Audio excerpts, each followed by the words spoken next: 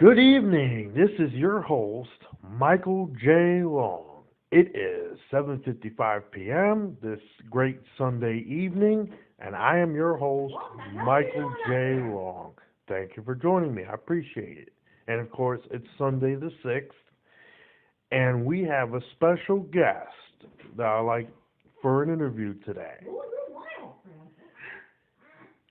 Please welcome Cat Lady number 1. Mommy Long, onto the show. And she wants to talk about immigration, so, at least... Bring it over, yeah, I do. All right. Well, most Americans most people, are divided on how to handle this situation with the border wall and tens of thousands of... Can I talk? Yes, you may. Oh, give me that. It's recording. My whiskey. It's recording. What's your view on immigration? Just state it. Can you hear me? Yes, it can. I'm trying to introduce myself with some music.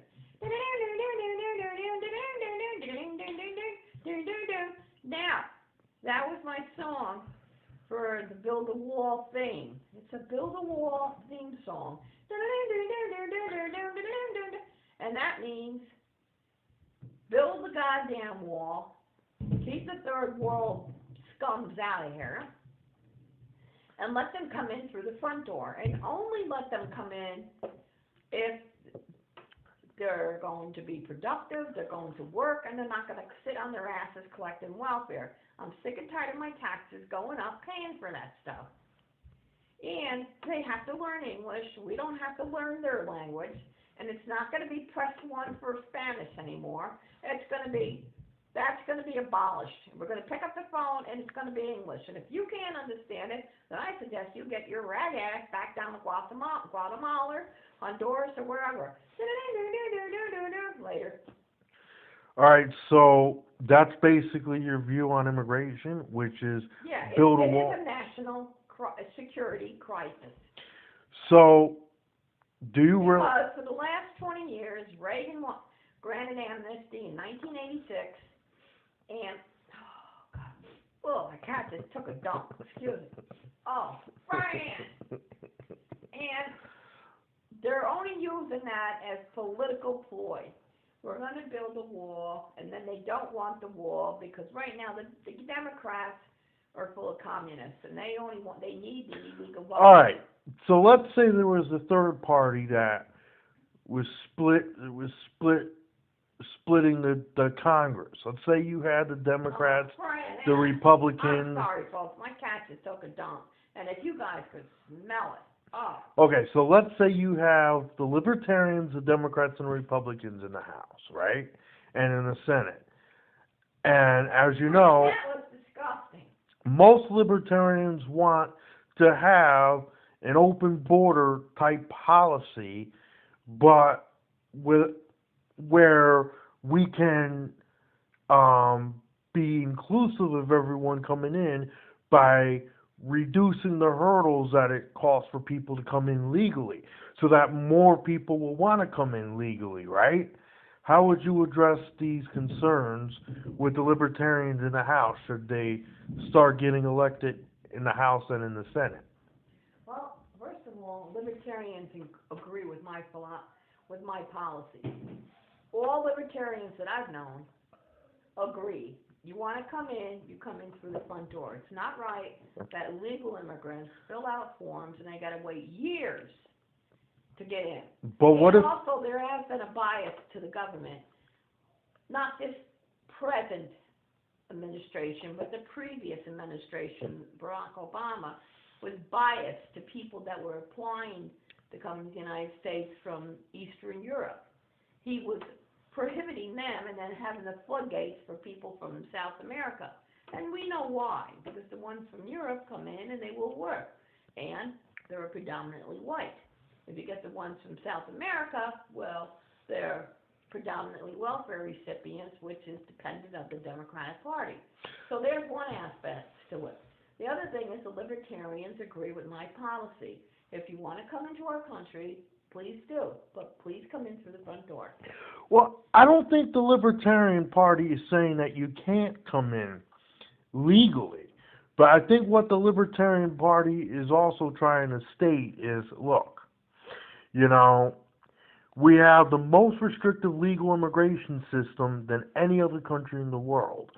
In some countries, you can't even get in unless you win the lottery or something like that. You're chosen by a lottery system in certain countries around the world. Other countries, we've completely banned people from being able to immigrate here.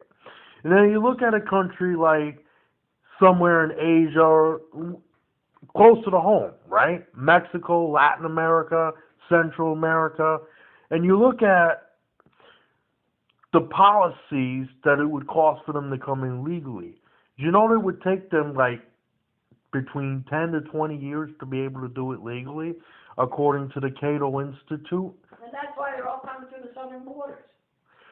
Well, that's exactly the point they were trying to make, was because most of them are coming in illegally because of the restrictive legal system. And according to the Constitution, in Article A, numbers 10, Articles A, not policy, Article A, number 1, 2, 3, A, B, stipulates the only time that we're supposed to allow X amount of immigrants into this country is when we have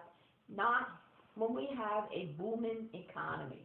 When we have a booming economy, we're going to need workforce people. And that's when we allow the flow of immigrants to come in. The problem with that, with the Democratic Party, is they abused it. They kept up and coming in, and then the economy slumped. When the economy slumps, then the American people are competing against low-wage immigrants, and it's hard for them to find a job because these big corporate places rather hire a cheap immigrant than an American because they don't have to pay out for the insurance, health insurance, taxes. They get tax incentives from the government and all that stuff. So we have to control the influx of immigrants from all parts of the globe. We do have to put Americans first. Americans should have a right, and you have these big companies out in California. We have to really enforce the E-Verify, these companies that hire these immigrants, and they don't care what their status is. So basically what you're saying is, if you're an entrepreneur who want to create jobs and you decide you want to hire illegals or whatever, that you can't do that. You have to hire people who are either Americans or documented immigrants. Hire Americans first. But because I'll tell you, by hiring Americans first, it also cuts down the welfare system. Okay, so let's put all that aside. If I'm an entrepreneur, right, and I decide I want to create a business and hire a variety of different people. Could be Americans, it could be documented immigrants, and it could be illegal aliens, right? You're saying that as an entrepreneur, my right to hire... By law, by the Constitution law, you shouldn't be hiring illegals. So what you're saying is, if you created a job and it's your job, you don't have the right to decide for yourself who you want to hire. It's basically the government that makes that decision based on immigration. With the government. You have a right to hire. But don't forget, you're not in Mexico, you're in the United States. So you need to hire Americans, because it's not right that your company will get tax incentives from the government, not for you to turn around and hire illegals, but for you to hire Americans, and hopefully your company will profit. And if your company profits, then you could spread out and get another company someplace else and spread out. Like example, like Dunkin' Donuts, they spread out, or Starbucks. They're little coffee shops, and they're all over the United States. Why? Because of profits. So if you're going to turn around and hire illegals and this and that, and then you're going to collect tax rebates from the government, well, who's the naughty boy now? So what if we took the government out of the equation and the tax incentives out of the equation, and I decide I want to hire illegals? Is it still my right to decide for myself who I choose to hire, or is that up to the government? No, for example, when I lived in South Troy, there were some hard-working South Troy boys that were being undercut by illegals. You can hire all you want, but that's not going to stop old Chucky Boy calling ICE and raiding your company. And then what? You're going to turn around and have all these illegals handcuffed, and these American boys are going to sit on the corner and across the street from your business laughing, because now you ain't going to have nobody working for you. Right. All right. So what's your view on free trade, if you don't mind me asking? Well, free trade, I'm glad that Trump got rid of NAFTA. NAFTA was a scam. They were ripping us off, and we weren't getting anything in return. Trump spotted that out the first day he got elected, and he stopped it. Now we got the USMCA, and I think that's the best thing. United States, Canada, Mexico Act, and I think that's the best thing. And Trump said, the hell with NAFTA. NAFTA wasn't doing us any good. They were taking all the companies were going abroad with cheaper wages, and then they were importing cheaper wages from around the world. Americans were getting screwed no matter where they turned. So what's your overall stance on free trade? Would you agree with it or disagree with it? I want to become a politician, I'll tell you.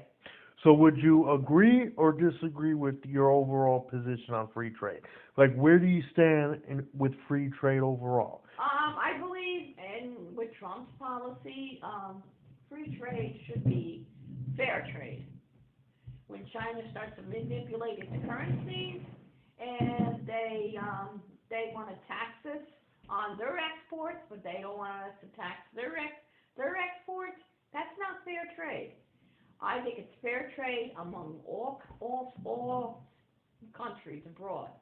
But when you have one or two countries, especially China, that were ripping us off, that's not fair trade. And I believe what Trump said was right. You want to play hardball? We're going to play hardball back. We're going to put tariffs on you. They did it to Canada and brought Canada down to the knees. Trudeau finally called Trump in the middle of the night, said, "Let's talk again." In order to put Americans first, sometimes you got to be brutal back at the enemy. I got the power. So your overall stance, I mean, is that we should have this sort of trade system where if the federal government doesn't feel that your mommy knows friggin' politics, dude. Friends, go give me another drink. All right.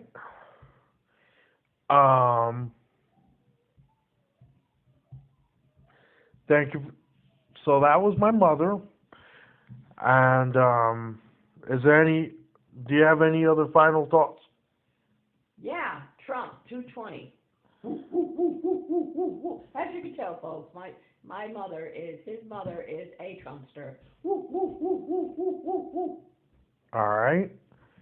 Trump 220 and build a wall and get rid of DACA. They're all these, as a matter of fact, no, don't get rid of DACA because I do sympathize with some of them that were brought in here 20 years ago when they were still in nappy diapers, Huggies, Pampers, whatever you want to call it. And now they're adults and it's like they only know the United States as their home. Mm-hmm. But I would turn around and say, in all fairness, you had all these years that they could have said, my mother brought us in here illegal, but now we want to do something right. So, because they're going to grow up and they're going to want children. So what they need to do is come to the government and say, we were brought here through no fault of our own. What are we going to do to turn ourselves around? Why don't they do what like your dad's wife did and her daughter? Take the U.S. citizenship test. I'll tell you why. Because they don't want to do that because it's going to be costly, and then they're still, owe themselves to Mexico. They just don't want to do it. There's probably a whole bunch of people in DACA that are willing to do that, and the ones that don't. The ones that don't, I kick them in the ass back on the other side and say, adios, amigos. All right. I got the power. All right. I'm Michael J. Long. It is January the 6th, and thank you for joining me. I appreciate it.